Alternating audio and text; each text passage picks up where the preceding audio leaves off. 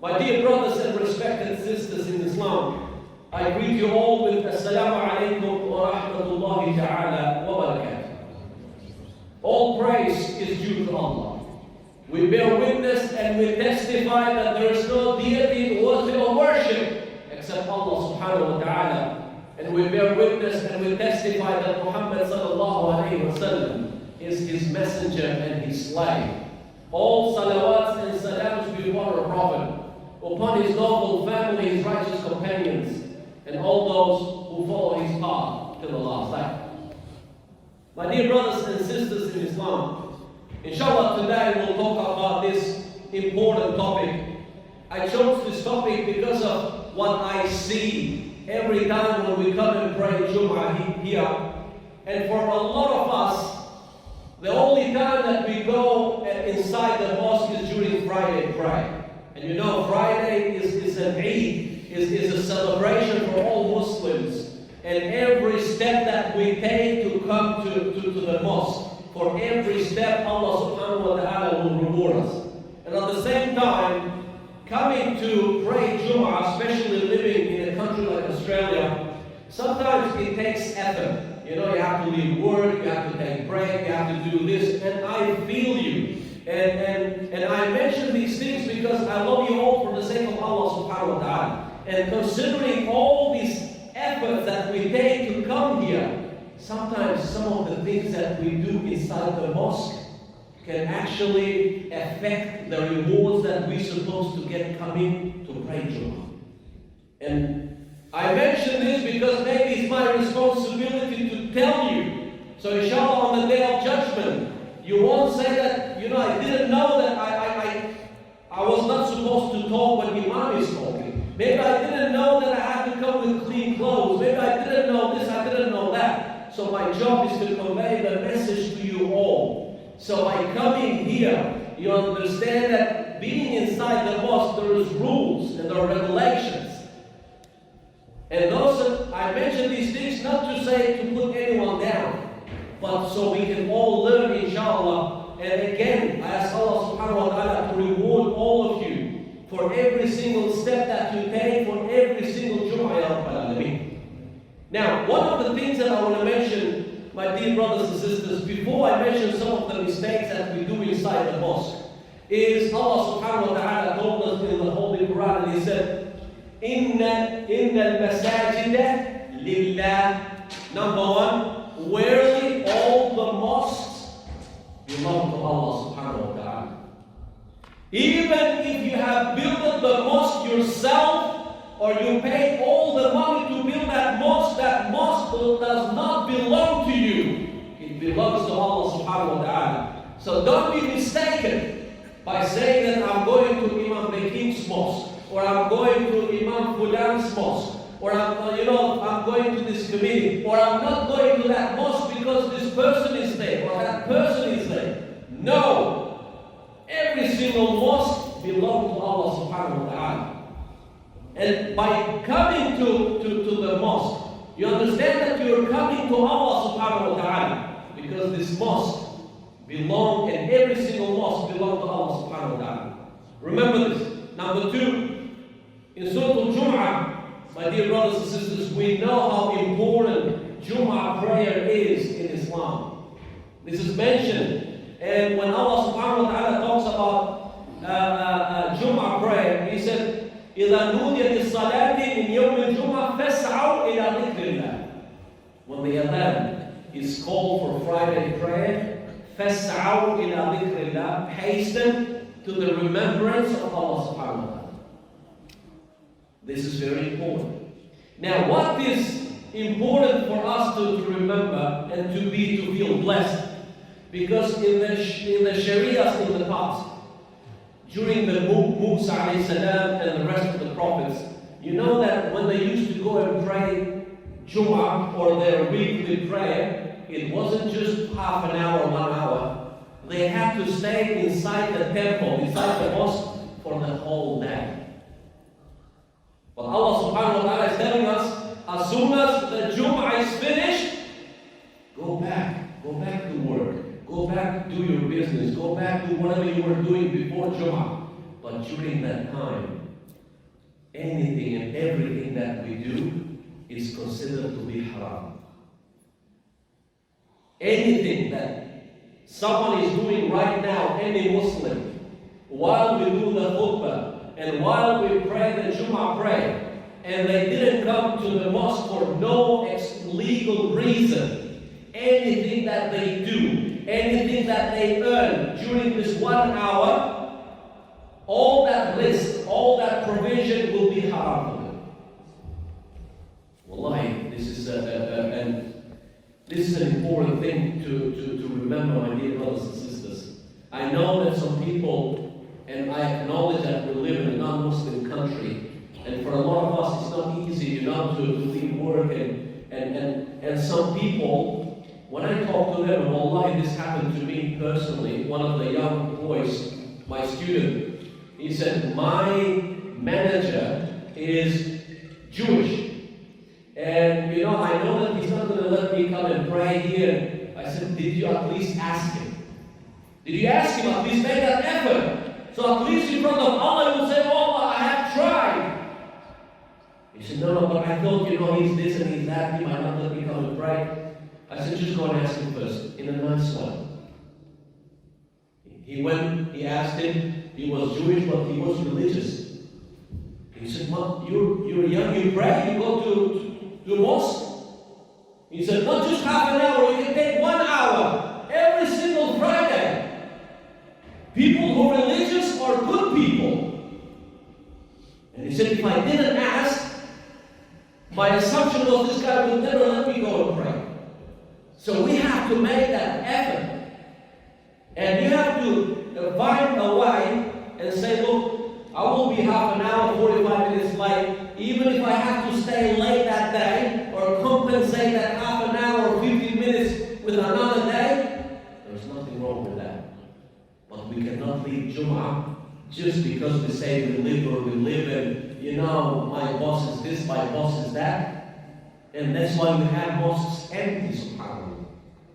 Especially when we're about to reach the holy month of Ramadan, and we are in the month of Sha'ban. Prophet ﷺ, the most time when he used to fast and pray and do good deeds outside Ramadan was this month that we are in today, the month of Sha'ban. It's a preparation for the holy month of Ramadan. So, let's go back to our topic now. One of the mistakes that we make, whether intentionally or unintentionally, may Allah forgive us all, is during khutbah, when Imam talks, we talk with one another. Remember, you listening to a khutbah is like you being inside the prayer. Are you allowed to talk when you pray? Are you allowed to disturb others? Or what some people do, Imam is talking, he's coming inside, and now he's not sitting down to sit down, he goes and he forces other people to talk too because he wants to shake hands with everyone. Assalamu alaikum. And if you don't reply, he'll be like, why, you've got something wrong? You understand? No. When Imam is here on the pulpit, you come inside, you sit down.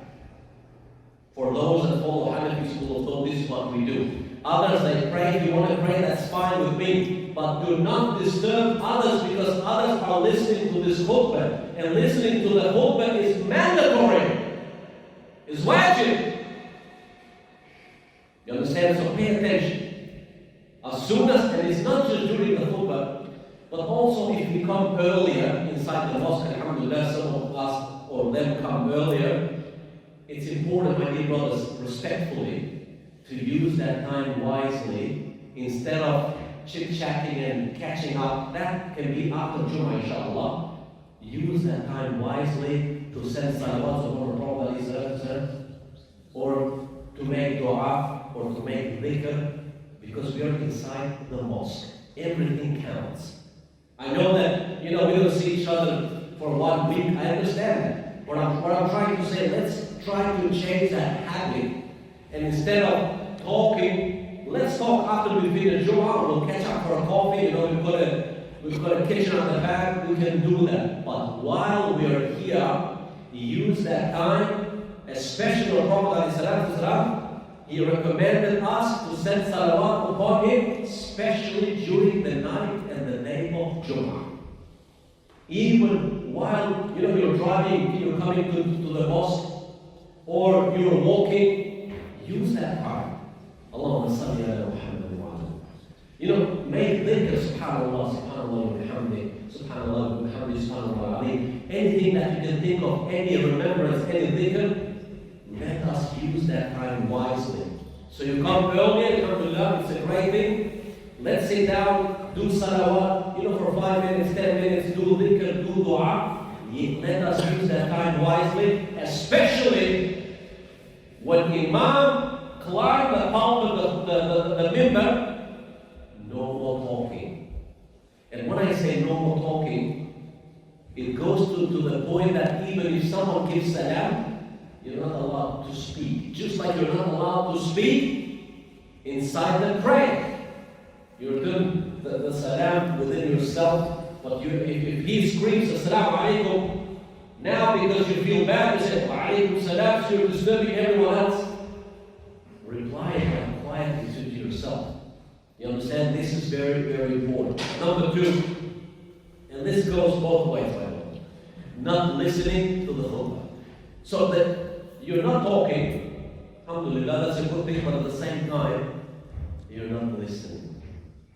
We see people, holding phones and playing some games with those things, and maybe inshallah it's not my fault because when I speak I'm boring, or you're not able to focus, because it happens. Wallahi, some imams when they speak, may Allah not make me amongst them, it's like releasing sleeping gas. MashaAllah, when they talk, you just want to sleep. I understand.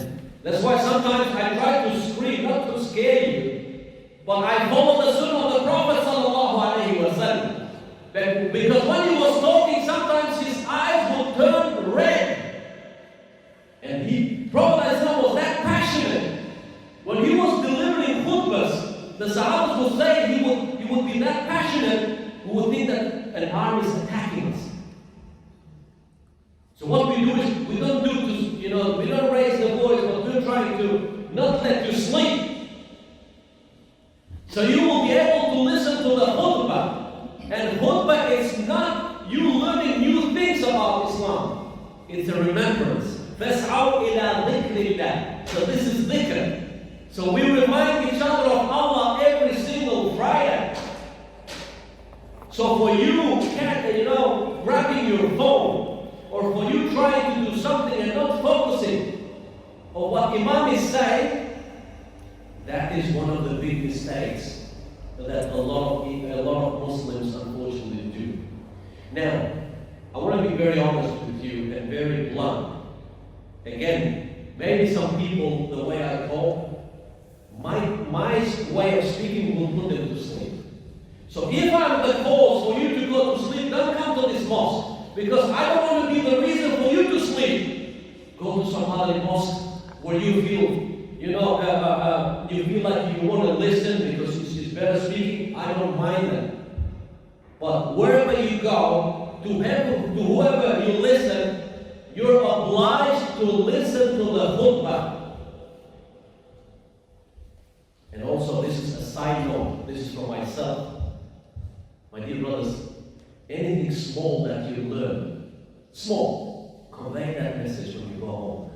To your loved ones, to your children, to your wives, to your brothers or sisters that were not able to come to the mosque.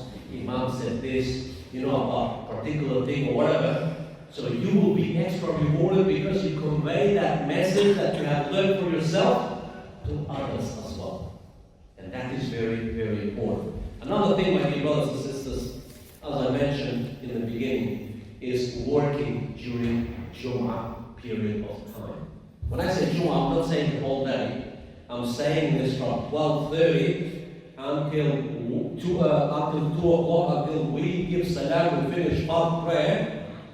Anything and anyone that works during that time with no legal reason to come to the mosque, that is haram every second that he works. and every penny, every cent that he earns will be haram for him. Again, for those people who have no legal excuse, no reason, they're able to come, but they don't want to because they want more money. How much are you going to earn for that 1 hour? Remember, you don't want to send that money to your children and feed them food with that money. Feed them, because you're not feeding them food, but you're feeding them fire. Please make effort. I know where we live, and I understand and I acknowledge some people come late, that will come to that, inshallah. But let us teach ourselves and our children. Let us work with the place where we're working. You know, this hour for Jummah is important for us. And same thing is for Eid, you know, Bayram. Some people say, I couldn't take this day off by Eid. Wallahi, I'm sorry to say, but it's just, I can't buy it. Especially us that we follow the calendar. We know 6 months, 1 year in advance when Eid is going to be, which day. So you can't prepare your work that these 2 days are important for us, or celebration for us. I want to spend these 2 days with my family and with the community. It's impossible for them not to let you take those 2 days because you're telling them in advance. And by the way, you know, because we have different dates, this guy said 2 Muslims came, one Bosnian, one Arab. The Bosnian guy said, boss, we have Eid on Friday, let's say. The Arab guy said, boss, we have the Eid on Saturday. And he said, what? One of you is lying because it can't be Friday, it can't be Saturday. So they are not able to understand that we can have differences when it comes to which day. But make that effort. When you make that effort, when you stand in front of Allah subhanahu wa ta'ala, you will be able to say, oh Allah, I have tried my best. And if you don't pray 3 Jummahs without any legal excuse, Allah will put a black dot in your heart that will never be removed again. How many of us, we haven't prayed not 3 Jummahs, 4 Jummahs, we didn't even care. We didn't even think how important that is. So please, my dear brothers, that 1 hour, you know, speak with your bosses, even if you need a letter from myself as an imam, or from any imam, that how important Jummah is for us. We are able to help you with that. But don't just say, you know, without even trying, you know, my boss will be upset or whatever. You want your boss to be upset or Allah subhanahu wa ta'ala? The other thing, and one of the mistakes I'm mentioning is without legal reason, without excuse. Coming late to Jummah. Some people come, mashallah. And by the way, if I look now, I'm not sure today, but we block other people's driveways. We say, okay, I have to reach there 5 minutes before 2, so I can reach only the fard prayer. So you will block everyone else, come in, pray Jummah, and leave. People came complain to me last week and the week before the way that we park. So you're making that error, that mistake before coming to the mosque.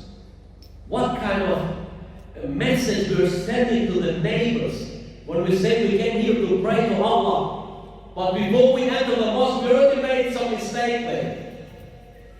That just doesn't match with a Muslim to do this kind of things.